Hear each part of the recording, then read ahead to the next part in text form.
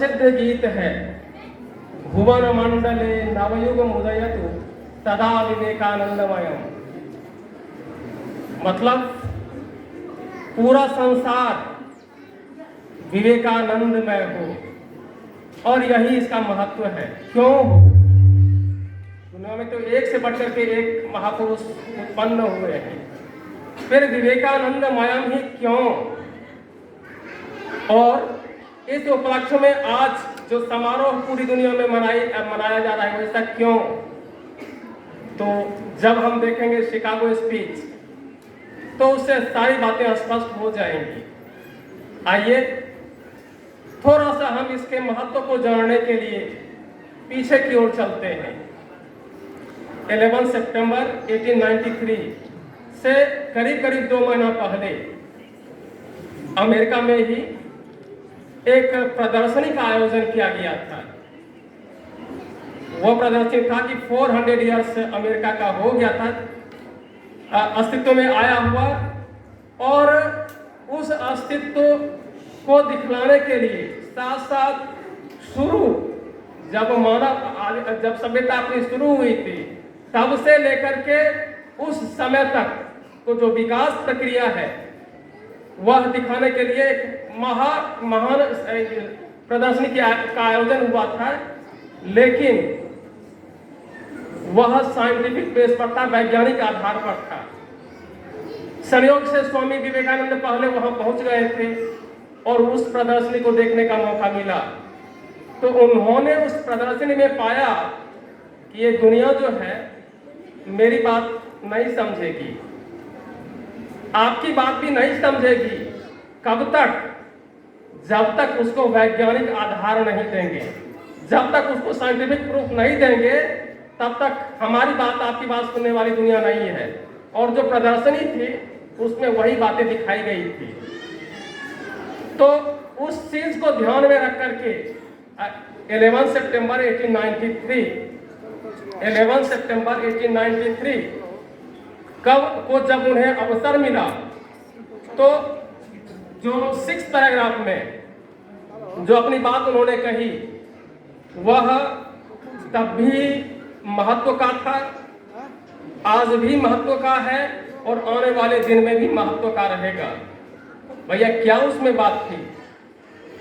क्योंकि उससे पहले भी तो वक्ता थे, बोलने वाले थे, क्या उनका महत्व नहीं? तो नहीं, उनका भी महत्व है। ये तो कहा नहीं जा रहा है कि उनका महत्व नहीं है। तो जब आप उनके स्पीच को पढ़ेंगे तब ये बातें समझ में आएगी। आइए कुछ बिंदुओं को हम देखते हैं कि सबसे पहले उस स्पीच में क्या था। उन्होंने अपनी कृतज्ञता व्यक्त की। किसके प्रति कृतज्ञता? कि जो आने वाले वक्ता थे, उन्होंने ये स्वीकार किया कि पूर्वी देश भारत ही ऐसा देश है जिसके कारण विश्व में शांति स्थापित हो सकती है, विश्व में प्रगति का द्वार खुल सकता है। और प्रगति का द्वार तो सब जगह हर तरह से खुलेगा, लेकिन यह प्रगति का द्वार होगा सहयोग से। तो पहले पैराग्राफ की बातें ये थी। तो कृतज्ञता यानी अगर बढ़ना है और उसमें अगर कृतज्ञता की भावना नहीं है, तो वो आपका बढ़ना किसी काम का नहीं, वो लड़ाई झगड़े में परिणत हो जाएगा। दूसरी बात उसमें जो थी कि उन्होंने अपने देश के प्रति, जिस माटी में उन्होंने जन्म लिया, उस माटी के गौरव की बात करते हैं। क्या घटनाक्रम हो रहा है, उस घटनाक्रम को कैच कर लेता है, पकड़ लेता है। वैसी जो पूर्वज हमारे हैं और हम उनकी संतान हैं। दूसरी बातें उसमें थी। तीसरी बातें जो थी कि और सभ्यताएं हुई है। इजरायली सभ्यता, रोमनों ने उसको लूट खसोट करके बर्बाद कर दिया, लेकिन यह देश, उनका शब्द था कि मैं उस देश का नागरिक हूं कि जहां के लोगों ने फिर से उस सभ्यता को हरा भरा कर दिया। चौथी बात तो थी कि सर्वधर्म समभाव। हम हिंदू हैं, गर्व से कहते हैं कि हम हिंदू हैं। इसका मतलब यह नहीं है कि दूसरे धर्म वाले खराब हैं। आप जल को जल बोलिए, वाटर बोलिए, आपका बोलिए, लेकिन काम उसका एक ही है। प्यास को बुझाना। तो सभी धर्म एक है और उसका लक्ष्य जो है परम पद तक पहुंचना, अपना जो सर्वोत्कृष्ट है उस तक ले जाना। और ये बातें जो बड़े मार्के की थी, क्योंकि इससे पूर्व के जो वक्ता थे वे सभी अपने धर्म की बड़ाई कर रहे थे, दूसरे धर्म के प्रति विशेष रुचि नहीं थी, क्योंकि उनका ध्यान नहीं था। तो जैसे ही ये शब्द हुआ, सबों के हृदय में ये बातें घर कर गई। ये महत्व था। इसके बाद जो लास्ट में वो बोलते हैं, अंत में बोलते हैं, वो बड़े ही महत्व की बातें हैं। क्यों महत्व की बातें हैं? कि ये सार्वकालिक समस्या है, अभी भी है, उस समय भी था, उससे पहले भी था। वो समस्या क्या थी? वह समस्या थे हठ धार्मिकता। जो मैं कह रहा हूं वही सही है, अगर मेरी बात माननी है तो ठीक है, नहीं मानो तो मैं तुमको मरवा लूंगा। ये बातें थी। हठ धार्मिकता, कट्टरता, हम हिंदू हैं, अगर मेरी बात मानो तो ठीक है, नहीं तो तुमको हम बर्बाद कर देंगे। ये कट्टरता उस समय की में था। लेकिन स्वामी विवेकानंद कहते हैं कि सर्वधर्म समभाव। कोई भी धर्म ऐसा नहीं है कि जो बुरा सोचता है, सबके भलाई की बात सोचता है, इसलिए उसका महत्व और बढ़ जाता है। इसके लिए उन्होंने उदाहरण दिया वेद का, कि वेद स्पष्ट घोषणा करता है, सर्वे भवन्तु सुखिनः, सर्वे सन्तु निरामया, सर्वे भद्राणि पश्यन्तु मा कश्चित् दुःखमाप्नुयात्। सभी सुखी हों। अगर ये हिंदू की बात रहती तो ऐसा कहना होता कि सर्वे हिंदवः सुखिनः सन्तु, सभी हिंदू सुखी हों। लेकिन वहां ऐसा नहीं कहा गया। वहां कहा गया कि सर्वे भवन्तु सुखिनः।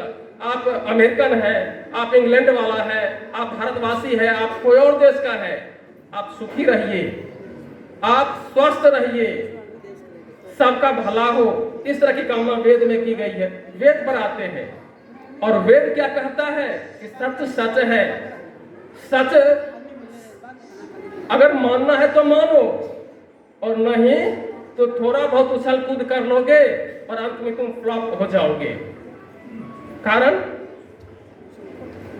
कि कृष्ण की चर्चा अपने भारतीय संस्कृति में जब आएंगे तो कृष्ण की चर्चा है।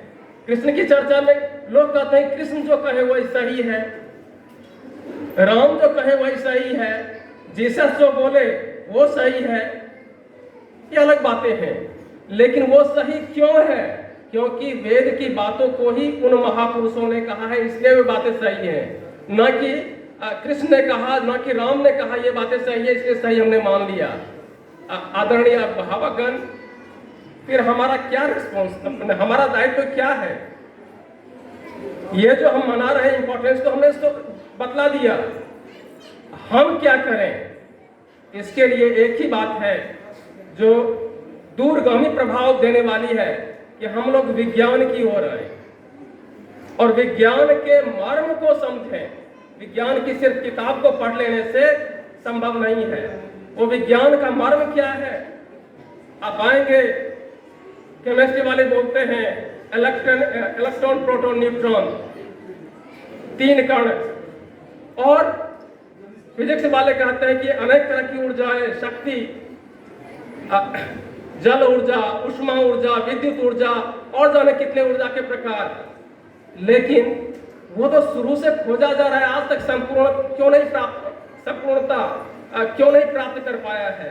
कारण कि जिस दिन ये पता चल जाए कि इलेक्ट्रॉन प्रोटॉन न्यूट्रॉन कहां से उत्पन्न हुआ, उस दिन प्रकृति पर कब्जा हम कर लेंगे। और यही तो हमारा है, प्रकृति पर कब्जा कैसे हो? तो हम इस तरह से वैज्ञानिक खोज करके नहीं कर सकते हैं, उसके लिए चेतना विज्ञान में आना होगा। स्वामी विवेकानंद खुद अपने 19 सितंबर 1893 के स्पीच में वो कहते हैं कि उसके लिए संभव, ये तभी संभव है जब मानव को अपने अस्तित्व का परिचय मिले, अपने अस्तित्व को जाने, तभी वो हो सकता है, तभी विज्ञान की भी पूर्णता हो सकती है और तभी जाकर के विश्व में शांति भी स्थापित हो सकती है। भैया ये कैसे संभव है? तो कहते हैं, जब आप स्वामी विवेकानंद के साहित्य का अध्ययन करेंगे तो विवेकानंद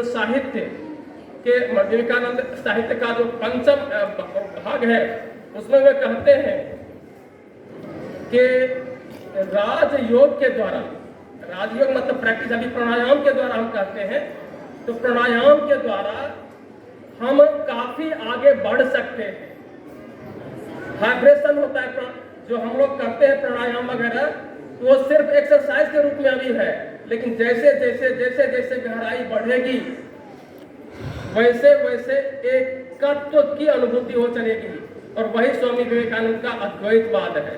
जैसे ही अद्वैतवाद की भावना बढ़ेगी, हम ये नहीं सोचेंगे कि हम अरुणाचली हैं, वो आसामीज है, वो बिहारी है। पहले दृष्टि में शुरू के स्टेज में हम समझेंगे सभी अरुणाचली एक हैं, इसके बाद समझेंगे कि हम सभी भारतीय एक हैं, इसके बाद पूरे विश्व को एक परिवार सा मानना शुरू कर देंगे। और इस तरह से ये महत्व काफी बढ़ जाता है। बहुत सारी बातें हैं, बहुत ज्यादा इनके साहित्य को आप अध्ययन करेंगे तब विशेष बातों की जानकारी मिलेगी। अंत में एक बात मैं कहना चाहूंगा कि आपने अपने लाल को, अपनी लाली को हमारे हाथ में सौंपा है और हम विश्व बंधुत्व दिवस का आयोजन कर रहे हैं। इतना विश्वास रखिए, बच्चे पढ़ने में मस्तिष्क के अनुसार परफॉर्मेंस करेंगे, लेकिन आने वाले समय में जो अद्वैतवाद का सिद्धांत स्वामी विवेकानंद ने शिकागो स्पीच में दिया था, वो उसके मस्तिष्क में बीज के रूप में आ गया है। वो कभी भी निगेटिव थॉट का शिकार नहीं होगा और सकारात्मक चिंतन उसका रास्ता प्रशस्त करेगी। इन्हीं बातों के साथ, एक पंक्ति के साथ मैं अपनी बात को समाप्त करना चाहूंगा। सिंधु नहीं सर कहो उसे, सिंधु नहीं सर कहो उसे, जो चंचल नहीं तरंगों से। सिंधु नहीं सर कहो उसे, जो चंचल नहीं तरंगों से। मुर्दा कहो उसे, जिसका दिल भरा नहीं उमंगों से। आप अभिभावक हैं, हमारे बच्चों के माता पिता हैं, आप अपने दिल में उत्साह रखिए, विश्वास रखिए और उस विश्वास के साथ आगे बढ़ते रहिए, तो एक दिन पूरी दुनिया हमारा परिवार बन जाएगा। अद्वैतवाद का सिद्धांत जो है लागू हम अपनी आंखों से देख पाएंगे। यही इस दिन का महत्व है। बहुत बहुत धन्यवाद।